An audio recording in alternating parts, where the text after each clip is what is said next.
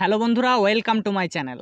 আজকের ক্লাসে আমি 3 কম 1 ডজন ফ্যামিলি মেম্বার নিয়ে চলে আসলাম, যেগুলোকে বলা হয় WH ফ্যামিলি। তো এগুলোকে WH নামে কেন ডাকা হয় প্রথমে আমরা সেটা জেনে নিই। প্রত্যেকটা ওয়ার্ডের মধ্যে আমরা W এবং H-কে খুঁজে পাচ্ছি, এই জন্য এদেরকে WH ফ্যামিলি বা WH ওয়ার্ড নামে ডাকা হয়।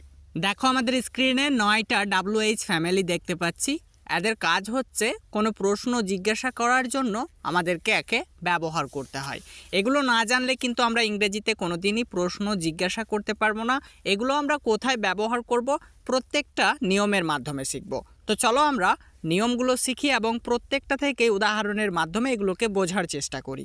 দেখো আমাদের স্ক্রিনে একটা WH ওয়ার্ড চলে এসেছে, এটার নাম হচ্ছে হোয়াট। এর অর্থ হচ্ছে কি। এটা আমরা কখন ব্যবহার করব এসব নিয়মটা জেনে নিই। হোয়াট ব্যবহার করা হয় কোনো কিছুর সম্পর্কে কোনো তথ্য জানতে। যেমন তোমার বাবা কি করেন, তো বলবো what is your father. What is your father অর্থাৎ তোমার বাবা কি করেন। এবার তোমরা একটু লক্ষ্য করো, এই বাক্যটার মধ্যে তার বাবা কি করে সেই তথ্যটা আমরা জানতে চাইছি। আমরা উত্তরটা এভাবে দিতে পারি, my father is a doctor, অর্থাৎ আমার বাবা একজন ডাক্তার। তাহলে আমরা কোনো কিছুর সম্পর্কে তথ্য জানতে চাইলে তখন আমরা হোয়াট ব্যবহার করতে পারি। বা আমরা আরও একটা উদাহরণ দেখতে পারি যে তোমার নাম কি, তো এটাকে আমরা এভাবে বলি, what is your name. What is your name. এখানেও দেখো আমরা তথ্য জানতে চাইছি, তো এটাকে আমরা এভাবে বলবো, মাই নেম ইজ মিসকাতুল, অর্থাৎ আমার নাম মিসকাতুল। তাহলে নিশ্চয়ই আমাদের এই কথাটা মাথায় থাকবে, হোয়াট ব্যবহার করা হয় কোনো কিছু সম্পর্কে কোনো তথ্য জানতে।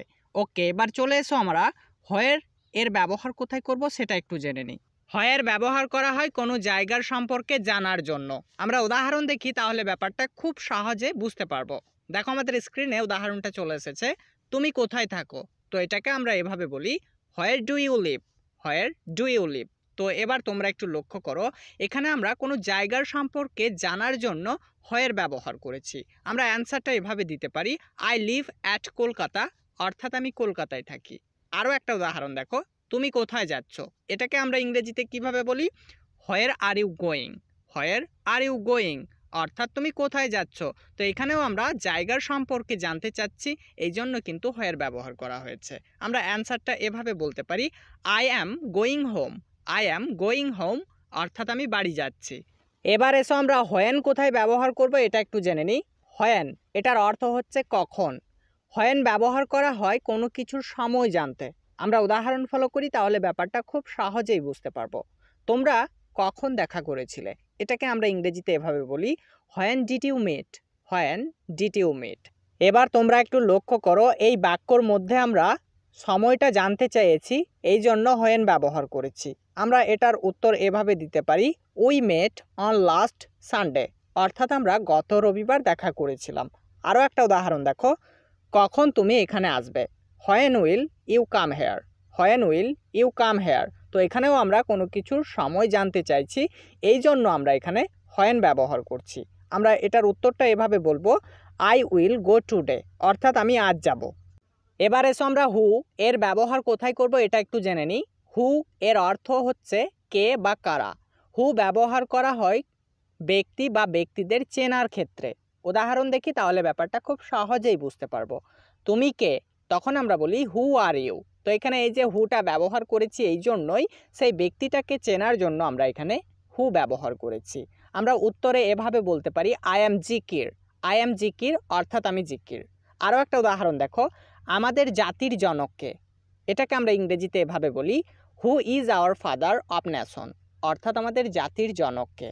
এটার উত্তরটা আমরা এভাবে দিতে পারি, Mahatma Gandhi is our father of nation, অর্থাৎ মহাত্মা গান্ধী আমাদের জাতির জনক। এবার এসো আমরা হোয়াই এর ব্যবহার কোথায় করব এটা একটু জেনে নিই। হোয়াই এর অর্থ হচ্ছে কেন।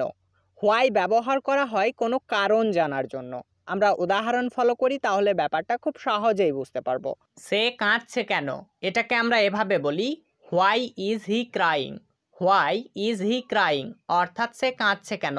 এবার তোমরা একটু লক্ষ্য করো, এই বাক্যটার মধ্যে সে কেন কাঁদছে সেই কারণটাই জানতে চাওয়া হয়েছে, সেই জন্য এখানে হোয়াই এর ব্যবহার করতে হয়েছে। আরও একটা উদাহরণ দেখো, তুমি গতকাল আসোনি কেন। Why did not you come yesterday. Why did not you come yesterday, অর্থাৎ তুমি গতকাল আসোনি কেন। এখানে আমরা কারণটা জানতে চেয়েছি, এই জন্য কিন্তু হোয়াই ব্যবহার করেছি। আমরা উত্তরটা এভাবে দিতে পারি, I was ill so I could not come, অর্থাৎ আমি অসুস্থ ছিলাম তাই আমি আসতে পারিনি। হুম, এবার এসো আমরা হুম এর ব্যবহার কোথায় করব এটাও একটু জেনে নিই। হুম এর অর্থ হচ্ছে কাকে বা কাদেরকে। হুম ব্যবহার করা হয় কোনো পার্সন সম্পর্কে জানতে গেলে। আমরা উদাহরণ ফলো করি তাহলে ব্যাপারটা আরও সহজে বুঝতে পারবো। কাকে সে চাই, হুম does he want, hmm does he want. তো দেখো এখানে কোনো একজন পার্সনকে চাইছে, সেই জন্য কিন্তু এখানে হুম ব্যবহার করা হয়েছে। আর একটা উদাহরণ দেখো, কাকে সে ডাকছে, whom is he calling, whom is he calling, অর্থাৎ কাকে সে ডাকছে। নেক্সট হুইচ, হুইচ আমরা কোথায় ব্যবহার করব এসো আমরা এটাও একটু জেনে নিই। হুইচ এর অর্থ হচ্ছে কোনটি বা কোনগুলো। হুইচ ব্যবহার করা হয় কোনো অভিমত বা বিকল্প জানতে চাওয়ার জন্য। যেমন তোমার সবচেয়ে প্রিয় রং কোনটি, which colour is your most favourite. তো তোমরা একটু লক্ষ্য করো, এখানে আমরা তার অভিমত জানতে চেয়েছি যে তোমার প্রিয় রং কোনটি, এই জন্য কিন্তু এখানে হুইচ ব্যবহার করা হয়েছে। এটার উত্তরটা আমরা এভাবে দিতে পারি, my most favourite colour is green, অর্থাৎ আমার সবচেয়ে প্রিয় রং সবুজ। নেক্সট হুজ, হুজ আমরা কোথায় ব্যবহার করব এসো জেনে নিই। হুজ এর অর্থ হচ্ছে কার বা কাদের। হুজ ব্যবহার করে কারো অধিকার সম্পর্কে জানা যায়। আমরা উদাহরণ ফলো করি তাহলে ব্যাপারটা খুব সহজেই বুঝতে পারবো। এটি কার বই, whose book is it, whose book is it, অর্থাৎ এটি কার বই। তো তোমরা একটু লক্ষ্য করো, এটাতে আমরা কারো অধিকার সম্পর্কে খুব সহজেই জানতে পারছি কার সাহায্যে, হ্যাঁ হুজ এই WH ফ্যামিলিটা থাকার জন্য এখানে আমরা খুব সহজেই অধিকারটা বুঝতে পারছি। আমরা এই প্রশ্নটার উত্তরটা এভাবে দিতে পারি, it is mine, it is mine, অর্থাৎ এটি আমার। নেক্সট হাউ, হাউ আমরা কোথায় ব্যবহার করব এসো জেনে নিই। হাউ এর অর্থ হচ্ছে কত, কেমন, কিভাবে, সবগুলোই অর্থ আমরা হাউ থেকে পেয়ে থাকি। হাউ ব্যবহার করা হয় কোনো কিছুর ধরন বা অবস্থা জানতে চাওয়ার জন্য। আমরা উদাহরণ ফলো করি তাহলে ব্যাপারটা খুব সহজেই বুঝতে পারবো। তুমি কেমন আছো, তখন আমরা বলি how are you, how are you. এবার তোমরা একটু লক্ষ্য করো, এই বাক্যটার মধ্যে কি দেখতে পাচ্ছি, হ্যাঁ তার অবস্থার ধরনটা জানতে চাওয়া হয়েছে, সেই জন্য কিন্তু এখানে আমরা হাউ ব্যবহার করেছি। নেক্সট উদাহরণ দেখো, তোমার বয়স কত, এটাকে আমরা ইংরেজিতে এভাবে বলি, how old are you, how old are you, অর্থাৎ তোমার বয়স কত। এই বাক্যটার মধ্যেও কিন্তু তার বয়সের ধরনটা জানতে চাওয়া হয়েছে, সেই জন্য কিন্তু এখানে আমরা হাউ ব্যবহার করেছি। তো বন্ধুরা এই WH ওয়ার্ডগুলো যদি আমরা একটু ভালোভাবে মাথায় রাখতে পারি তাহলে যে কোনো ইংরেজি প্রশ্ন আমরা খুব সহজেই করতে পারবো। তো আজকে এই পর্যন্তই, সাক্ষাৎ হচ্ছে পরবর্তী একটা ভিডিওতে। ভালো থাকবে সবাই।